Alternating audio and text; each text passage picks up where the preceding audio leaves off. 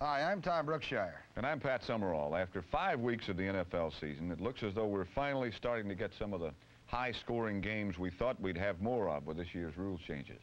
In fact, in half of last week's games, the winning team scored more than 30 points. Why do you think all of a sudden, Tom, there's more scoring?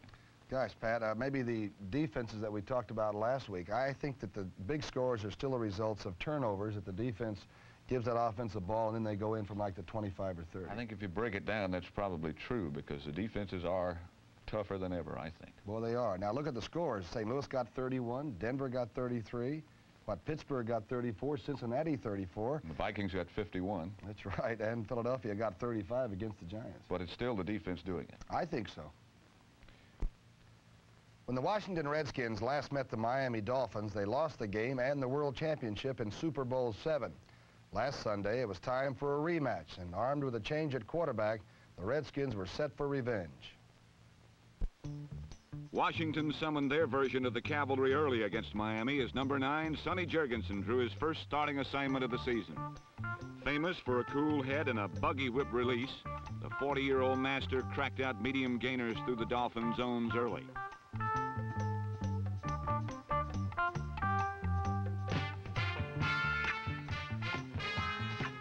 But during the first half, while Sonny would exceed the century mark in passing, the Miami defense remained resolute, refusing to allow the Redskins a single point and 3 times forcing Jurgensen to throw interceptions.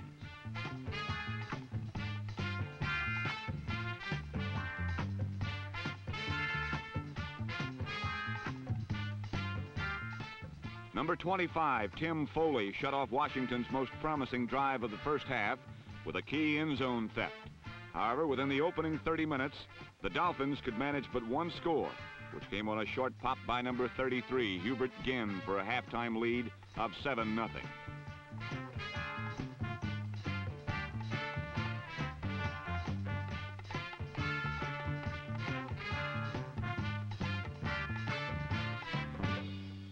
The Redskin defense set the tenor of the second half.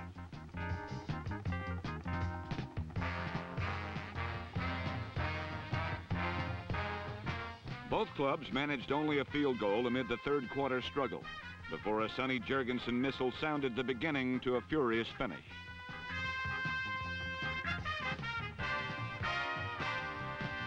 Jurgensen's guided projectile homed in on Roy Jefferson for a touchdown and, coupled with a field goal, forced Bob Greasy and the Dolphins to overcome a 13-10 lead.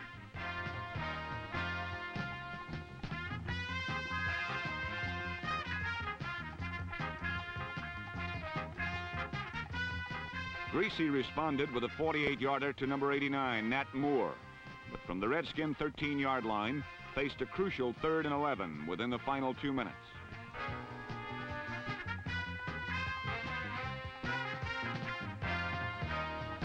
Howard Twilley's catch brought the Dolphins the lead, 17-13. And with barely a minute remaining, George Allen was afire with comeback fever, a fever fueled on by the searing darts from his ace, Sonny Jurgensen.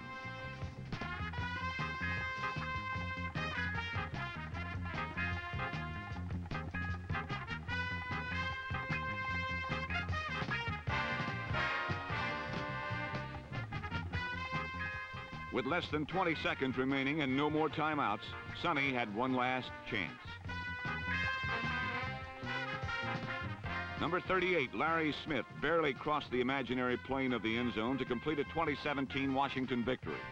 The win was but further evidence of the sheer greatness of a healthy Christian Adolph Sonny Jurgensen, which, when added to a solid team effort, helped to keep the Redskins within striking distance of the streaking St. Louis Cardinals.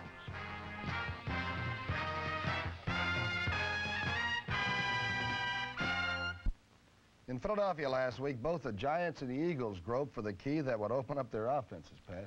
The New York Giants' meager offense has not produced more than 2 touchdowns in any game, while Roman Gabriel of the Eagles was still looking for his first touchdown pass of 1974. While offensive problems still clouded a potentially bright future, Mike McCormick was secure in the knowledge that his defense, led by Bill Bergey, would be enough to punch out the floundering Giants. Unfortunately, Bergey's presence failed to stir the listless mean green attack, and in the first quarter, Gabriel and the Eagles came out flat.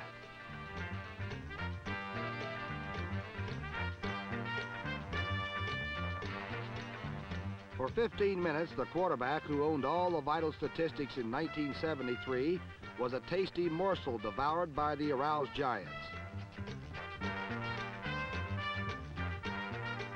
Roman was intercepted twice, and New York took a 7-0 lead on a trampoline touchdown by Leon X-Ray McQuay.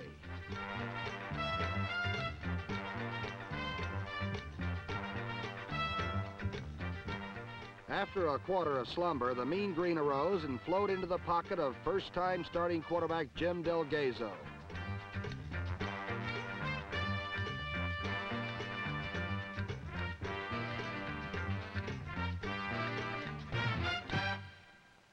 Gabe took the cue from his defense and began shredding New York with checkoff passes to his setbacks.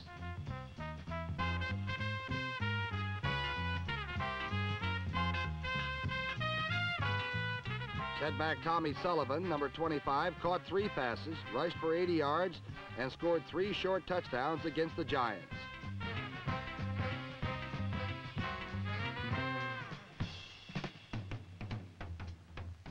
The lusty hitting Eagles caused 5 Giant turnovers and spurred victory number 4 for Philadelphia. Roman's first touchdown pass resulted from a pretty running fake by Poe James, number 27, which cleared traffic for a slanting Don Zimmerman.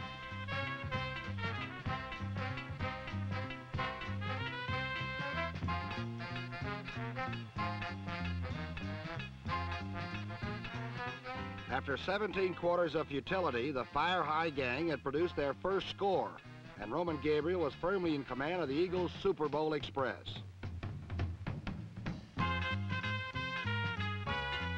Gabriel capped the Eagles' scoring with a Fire High lob to the almost unstoppable skyscraper, 6'8" Harold Carmichael.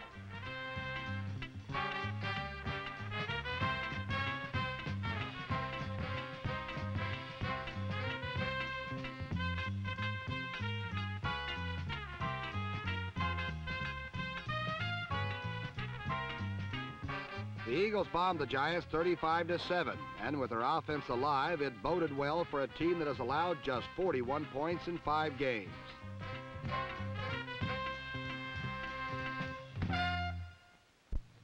Before last week's game, the St. Louis Cardinals were off to their best start in 8 years, while the Dallas Cowboys had lost 3 straight for the first time in 10 years. But the Cowboys had beaten the Cardinals 6 straight times, including twice last season, by the combined score of 75-13. This year, Don Coyle's Cardinals have been winning with the big play. Last week, the game's first big play went the other way, and it was about as big as the field will allow. An NFL record-tying 98-yard punt return by Dennis Morgan, a rookie burner from Western Illinois.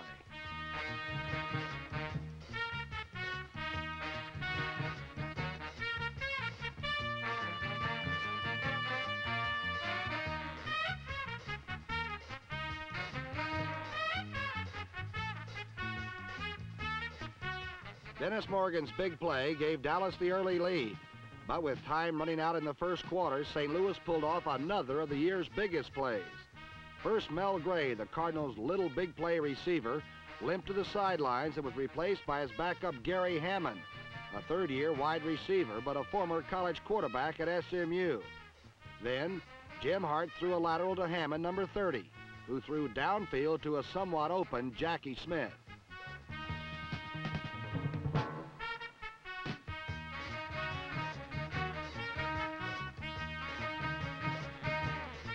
"83 yards later, Cliff Harris saved a touchdown, but only temporarily. And then in the Cardinals' next series, Jim Hart hit another big play, this time for 80 yards to, you guessed it, the miraculously recovered Mel Gray.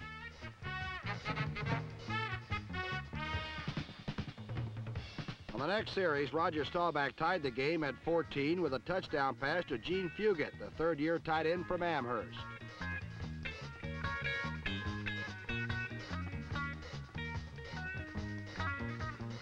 The fantastic first-half fireworks display was not over yet. With just 18 seconds left in the first half, Jim Hart found old reliable Jackie Smith, the 12-year tight end who's still a Bull, with the artist's touch.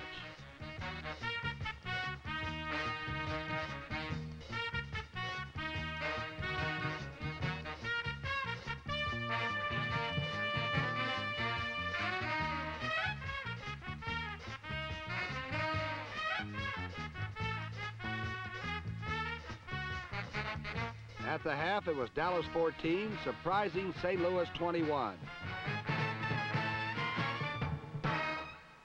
On the Cardinals' first possession of the third quarter, St. Louis mounted the lead to 28-14. This time the honors went to the Cardinals' other little big man, Terry Metcalf, number 21.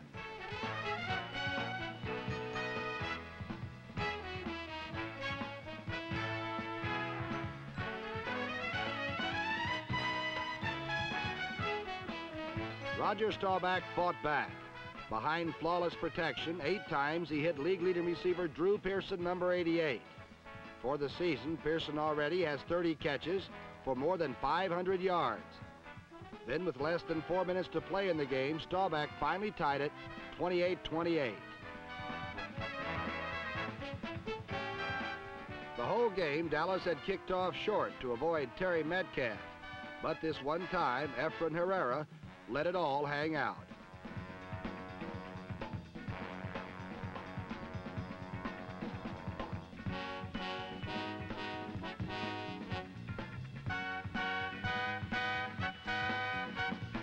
Terry Metcalf's return carried 56 yards to the Dallas 34.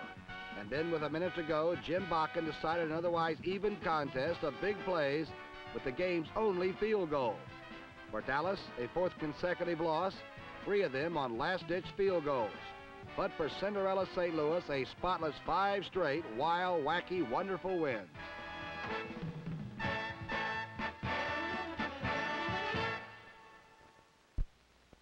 Before the season, Noam Van Brocklin figured his Falcons would have to win at least 5 of their first 6 games before Atlanta faced what he called the meat of their schedule, Tom. Well, Pat, as the weeks unfold, there are very few soft touches, and after a woeful start, when Atlanta may have been looking ahead a bit, they seem to have found at least the passing gear. In Atlanta, Bear tackle Jim Osborne pointed a finger, then planted an uppercut on All-Pro George Coons.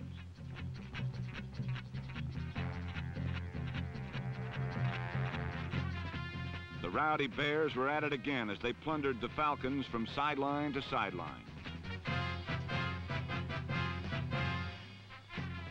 Taking their cue from the big bad Bears, the Atlanta defense, led by tackle Mike Lewis, number 69, manhandled Chicago setbacks and tracked down quarterback Gary Huff relentlessly.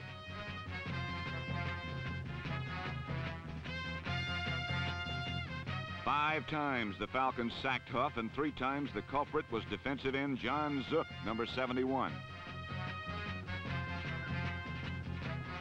The Bears found the end zone only once in the first half on a Huff to Jim Kelly connection, but that apparent score was voided by a Chicago penalty.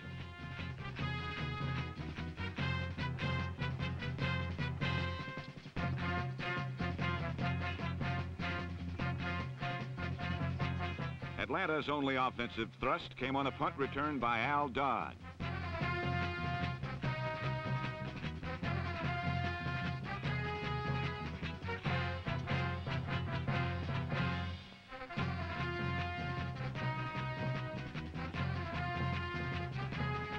Although they sputtered often, Atlanta led Chicago 10-0 after 3 quarters. But on the 4th play of the final period, Huff launched a 59-yard rainbow to Bo Rather. Rather's touchdown and a field goal tied the game at 10. And with 32 seconds remaining, quarterback Bob Lee rifled a 21-yard dart to Lewis Neal. With 17 seconds to play, Lee coolly found Ken Burrow with a 21-yard sideline pass that stopped the clock.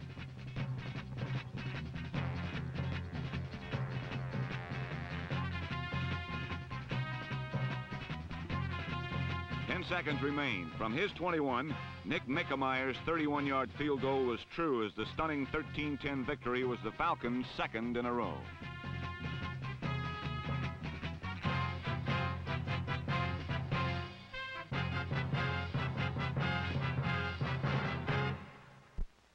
Last week, the Los Angeles Rams took a trip to Milwaukee's County Stadium to rendezvous with the Green Bay Packers in a rain-drenched game that would dissolve a great deal of the luster from the Rams' supposedly championship sheen.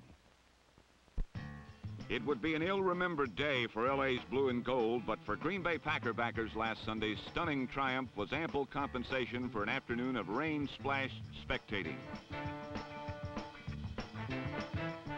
But the rain had an altogether different impact on John Hadel's passing game, as he could produce but 59 yards and 1 field goal against the elements and the Packers.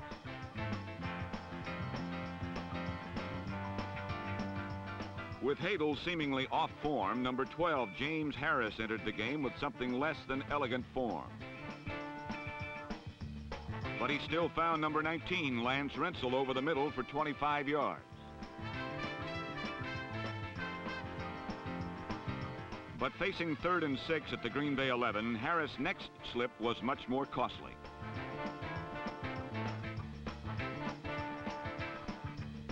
Although ruled an incomplete pass, the Rams settled for a field goal, which gave them just 6 points for the afternoon.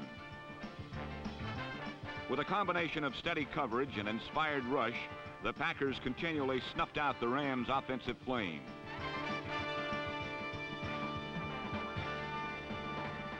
In the second quarter, the Rams, hoping to punt out of danger at their own 22, kicked the ball to number 22, John Staggers. And 68 yards later, it was 7-3 Green Bay.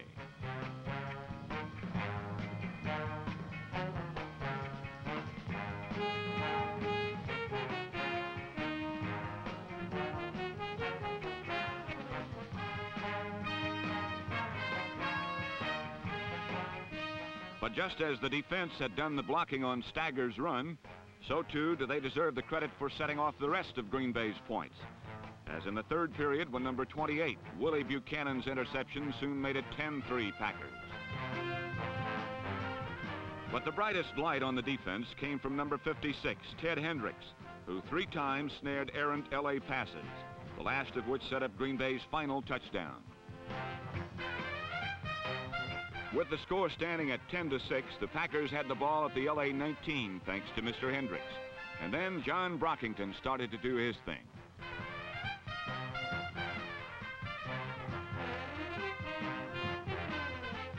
From the 5, it was number 42 into the Los Angeles end zone to give the Packers a confidence-boosting 17-6 win over the maybe-not-so-hot Los Angeles Rams. Well, up until last week, Pat, the Houston Oilers had given everyone they played a run for their money. In fact, the biggest margin of loss was only 13 points. But last week, Tom, Houston ventured intrepidly north to meet the undefeated Vikings, and unfortunately for them, the Purple Gang had little respect for the Oilers' improved statistics. Last week, at least one Viking was anxious to get the game with Houston underway in a hurry, and that's exactly what the Minnesotans did. On the second play from scrimmage, Fran Tarkington drifted to his right and uncorked a champagne flight 80 yards to wide receiver John Gilliam.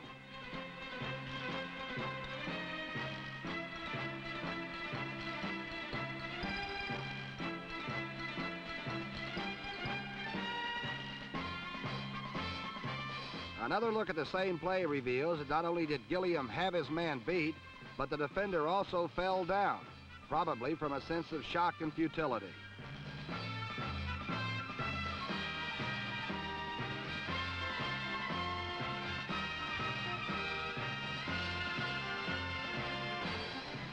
And so the aerial onslaught took wing, with Tarkington firing to his receivers and running backs at will.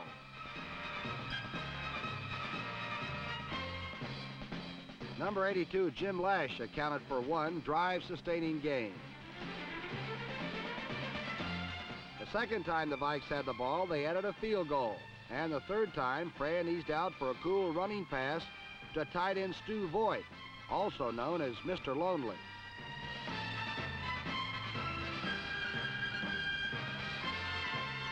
When Francis became bored with passing, he switched to the running of number 44, Chuck Foreman, who packs a punch almost as devastatingly effective as the other Foreman called George. Once again, Houston was caught on the Purple Peril Thruway. as Chuck drove in from the 6th following an Ed Marinero 1-yarder. Although the offense starred on this day, the defense kept their hand in by keeping their hands and bodies on Houston quarterback Dante Pastorini all afternoon. And like his Inferno, Dante got hot. As they so often do, the Vikings special team added a play of amazing complexity, but one they probably practice only occasionally.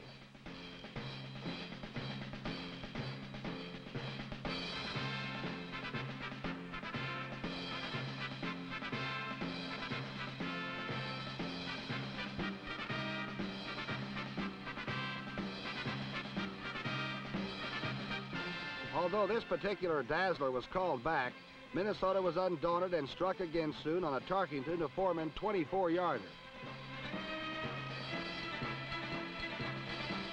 In a humanitarian gesture, Fran was lifted for number 17, Bob Berry, who had not a spark of sympathy for the distraught Oilers as he hit third-string tight end Steve Craig for 1 score and then tacked on a 20-yarder to wide receiver Sam McCullum.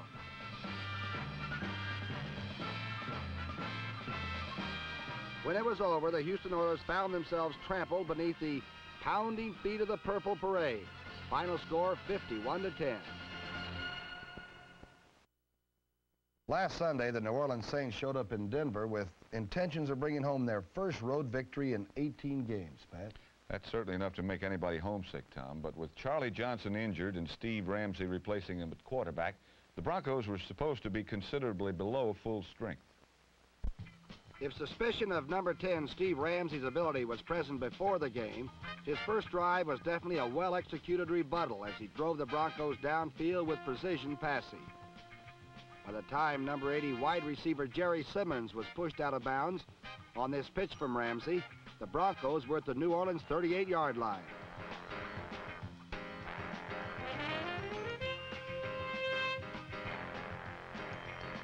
From there, Ramsey, giving the Broncos a new wrinkle with more maneuverability at quarterback, rolled out and pinpointed number 25 Haven Moses for his 6th completion in 6 attempts. At the New Orleans doorstep, Ramsey prudently handed off to number 24 Otis Armstrong, who won a foot race to the flag and put Denver up 7-0. New Orleans came back with a field goal, however, and when Ramsey started the next drive, he never took his eyes off his target, and his pass was doomed. Number 40, Terry Schmidt, took it on in. It was not the last contribution by the New Orleans defense, however, because in the 3rd period, Ramsey was victimized again. This time, number 37, safety Tom Myers made off like a bandit to the Denver 1, where his effort yielded 7 additional Saints points. But unfortunately for the Saints, such acts of brilliance were merely isolated occurrences, as was this 58-yard hookup to number 88, Joel Parker, which put New Orleans on the Denver 22.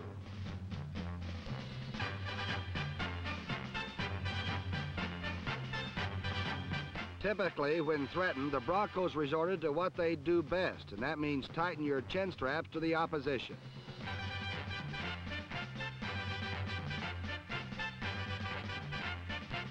Following his first interception, Ramsey showed a lot of confidence as he returned to the airways to find Haven Moses open and instinctively knowing which way to run with the ball.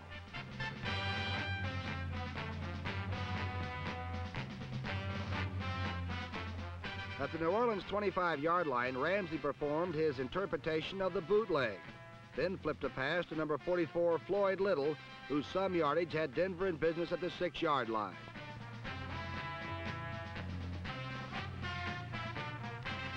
From there, Ramsey rolled right and lofted an easy 6-pointer to an unattended number 88 tight end Riley Odoms.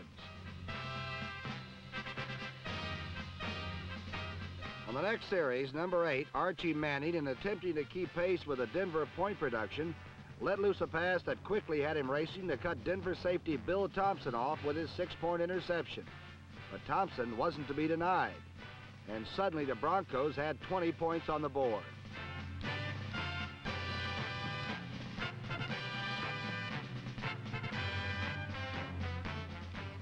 Number 10, Steve Ramsey, was to be heard from again as he returned to number 25, Haven Moses, whose savvy runs amassed him 132 yards for the day.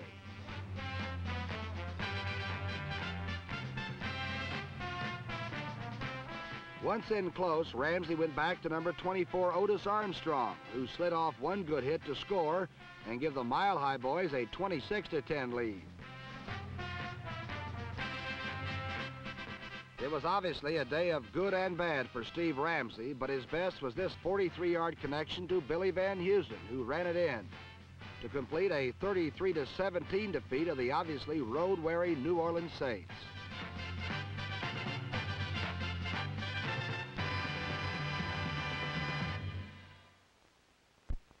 So far this year, the supposedly docile San Diego Chargers have come on like man-eaters, Tom. Despite 4 losses in 5 games, they've never lost by more than 7 points. That's right, Pat. They've given both the Dolphins and the Eagles a big scare, and they devoured the Bengals in a huge upset. Then last week, it was the Raiders who almost got struck by lightning. Last week in San Diego, both the Raiders and Chargers were scotch when it came to giving up points. The reason was that defense ruled the day with an iron hand that often came down hard.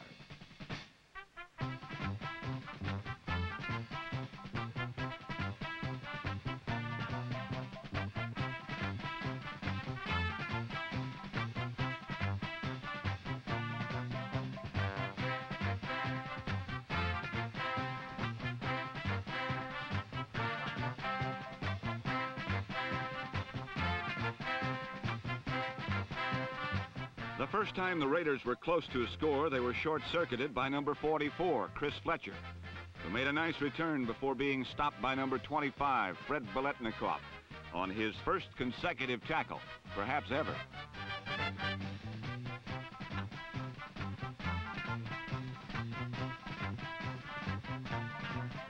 And then the flashy running of number 33, Don Woods, who averaged 7 yards per carry and gained 118 yards, got San Diego a field goal and a 3-point lead.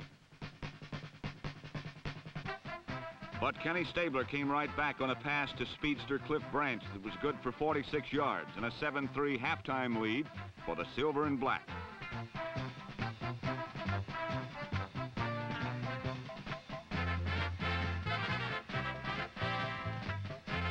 In the third period, Dan Fouts stepped back and drilled Oakland's great cornerback number 24, Willie Brown, who zipped in to seemingly bust the game open.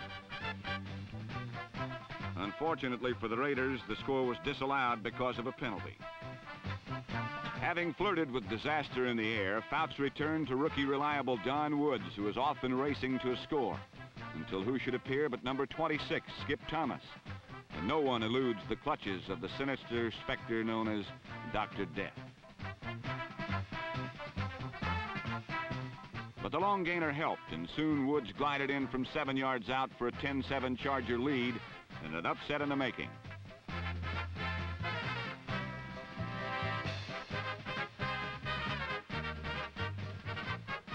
But while a wind-blown and worried John Madden shouted encouragement, the Raiders pulled it out, as they so often do, on a last quarter strike from the snake to tight end Bob Moore.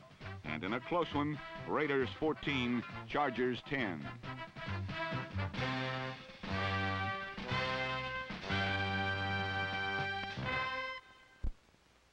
For several seasons now, the Kansas City Chiefs have been plagued by a sputtering offense, an offense whose only real consistency seems to be in its failure to score enough points. It wasn't expected to be much of a tussle for the Steel Gang defenders as Pittsburgh invaded Arrowhead Stadium last Sunday to battle the Chiefs. And aside from some sporadic passing by number 10, Mike Livingston, the struggle that wasn't expected never showed.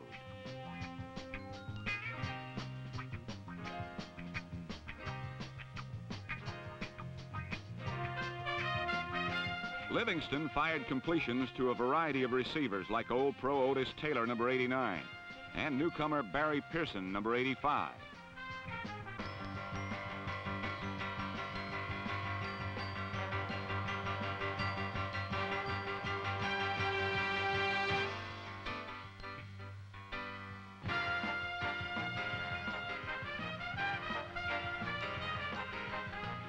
Livingston totaled almost 250 yards passing while throwing a third touchdown pass, this time to Elmo Wright.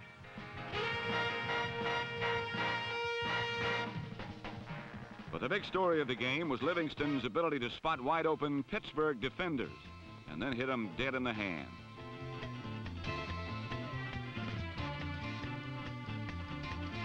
In fact, Livingston fired 5 interceptions into the eager arms of the Steelers, the most spectacular of which came when Glenn Edwards stole one for a 49-yard touchdown.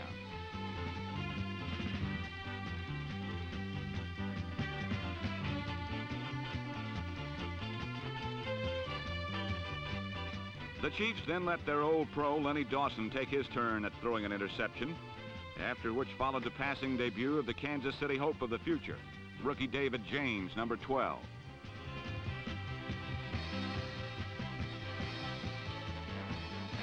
Number 59, Jack Ham, welcomed the rookie into the NFL with an interception that was the Steelers' 7th of the game. Meanwhile, the Pittsburgh offense moved under the guidance of number 17, Joe Gilliam.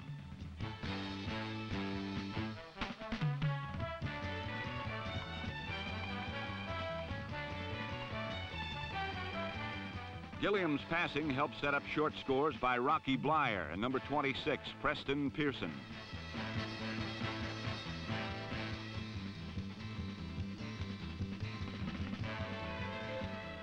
His only scoring pass came on a deep post pattern to a wide-open Frank Lewis, number 43.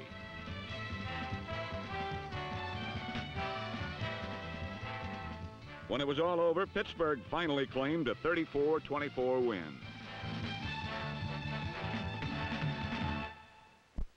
The rivalry between the Cleveland Browns and the Cincinnati Bengals used to be a close one. In the first 6 games between the two, Pat, all but one was decided by 3 or 4 points. Those days look like they're over, Tom. The Bengals took the season's opener 33-7. Last week, they romped 34-24. And for Paul Brown, it couldn't have happened in a better place, Cleveland Stadium. The Cleveland Browns are a team that just can't get it together, mostly due to a non-existent passing attack. With last year's starters Frank Pitts and Fair Hooker traded and talented Steve Holden injured, Mike Phipps is throwing to strangers and they're just not catching the ball.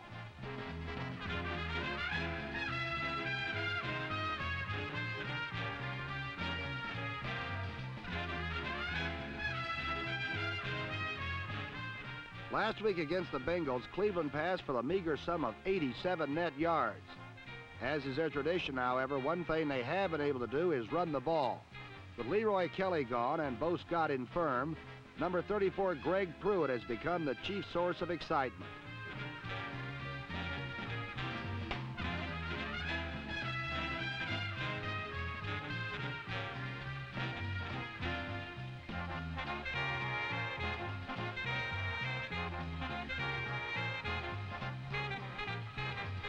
The Browns also may have found the big fullback they've been seeking in number 37, bruising Hugh McInnes.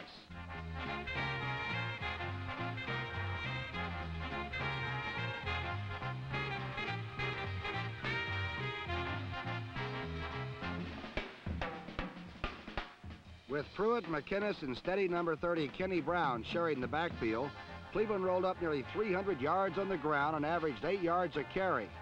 If their air attack had done only half as well, the Browns might have had a chance against Cincinnati. As it was, their longest pass was thrown by versatile Pruitt. It went to journeyman receiver number 42 Richardson for a 60-yard touchdown, the second the two have teamed up for this year.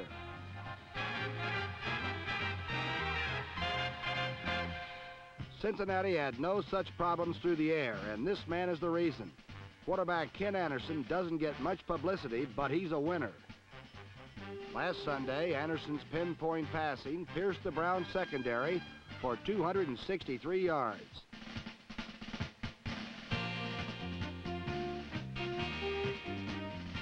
Anderson scored 1 touchdown and threw for 3 more, as the Bengals were never headed. Cincinnati's touchdown passes were scored by Charlie Joyner on a 65-yard play and number 36 Linville Elliott from the flat.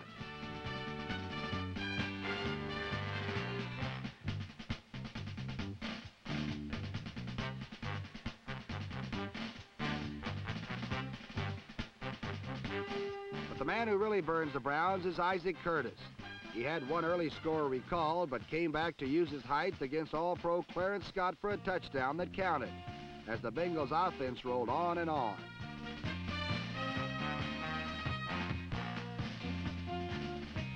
The crushing 34-24 win kept Cincinnati in first place in the AFC Central and was their second straight runaway against their arch rivals, the Browns. But for Coach Paul Brown, this game had a special satisfaction, for it was his team's first win ever in Cleveland Stadium, his old stomping grounds.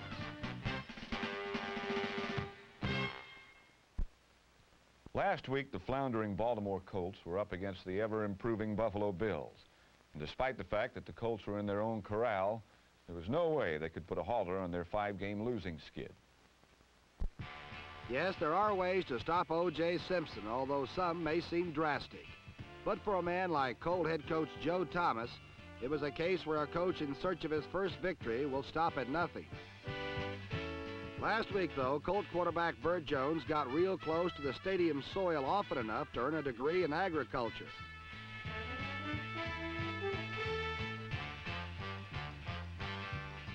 On the other hand, his counterpart, Joe Ferguson, was having some problems of his own.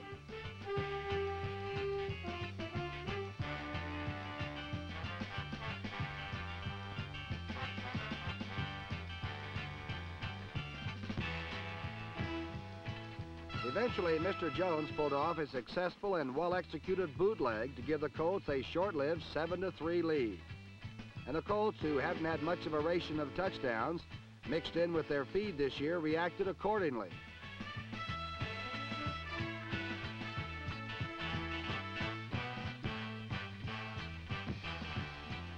And for the briefest of whiles last week, it looked like Baltimore was victory bound when number 25 Ray Oldham intercepted and made a nice lateral return, which set off another round of premature celebration.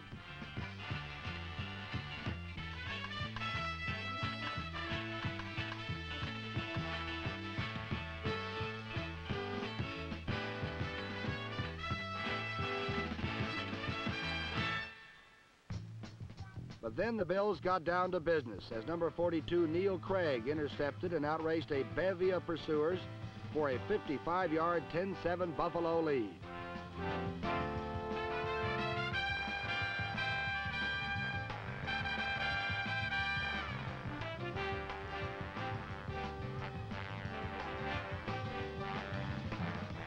And oh, how the emotion took wing and flowed all day.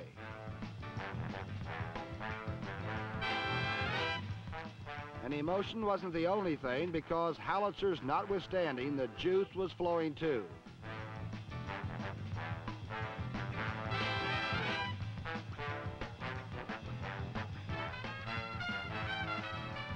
O.J.'s day totaled 127 yards. But the clincher came on a Joe Ferguson bomb and spectacular catch by number 40 J.D. Hill.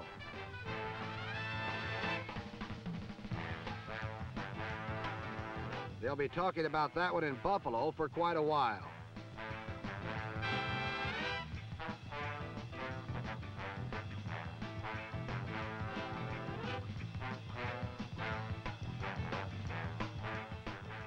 Baltimore's Lydell Mitchell, number 26, added one more tally to the Colts side, but it wasn't enough to tip the score in their favor as Baltimore went down to defeat for the 5th time this season, 27-14.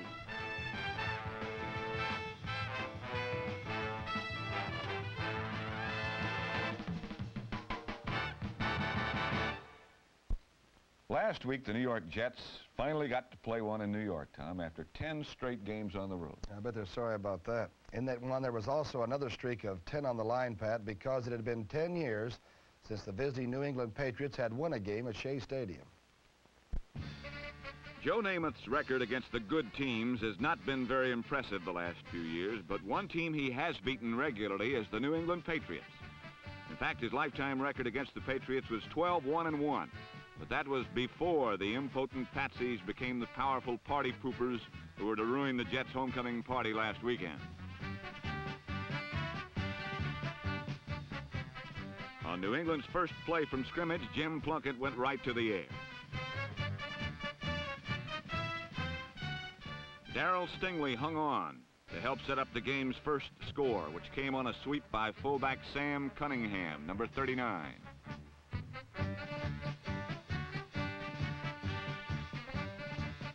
For the rest of the day, Jim Plunkett kept the Jets off balance with Sam's bams, short passes, and an occasional change of pace by Mac Heron, the 5-foot 5-inch human gyroscope.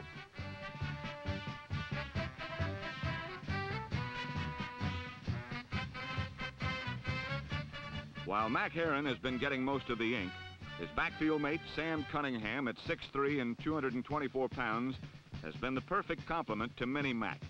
He has the fingertip touch for the outside play, or the goal line slam bang style that earned him his nickname, Sam Bam Cunningham. When the Patriots got close, they scored. The only time the Jets got close, the Patriots took the ball away.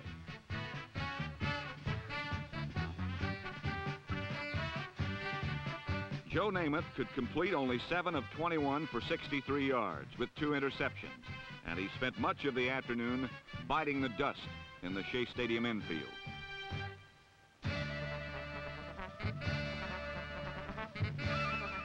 Joe Namath said after the game, it's no fluke that the Patriots are 5-0.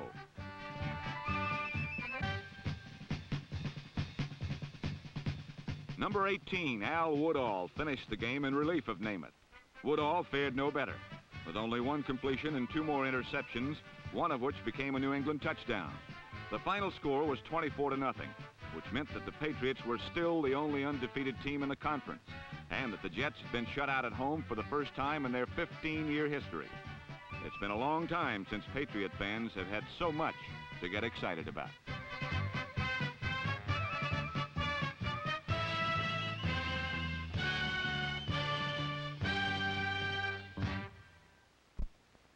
Well, it's prediction time, and I've just got a slight margin on you, 10-9 to 9-10. Well, I guess it's a little early for me to be starting to panic. Well, let's panic on this one. How about Okay. New England against Buffalo, huh? Gosh, I don't know. The Patriots have been so impressive.